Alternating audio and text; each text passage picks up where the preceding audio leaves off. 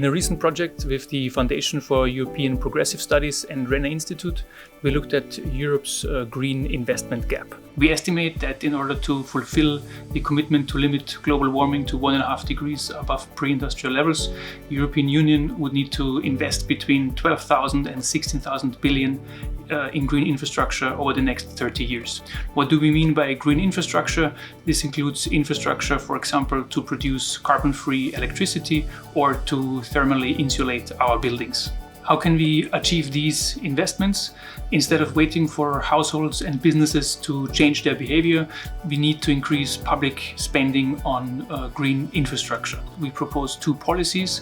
The first is a progressive European wealth tax, which is targeted at the richest 1% of European households. And the second one is to issue additional government bonds. Keeping the 1.5 degree goal alive requires rich nations like the European Union to decarbonize faster and before the year 2050, given their historical contribution to the problem and their ability to act. Funding the required investments via a European progressive wealth tax is attractive, not only because of its large revenue potential.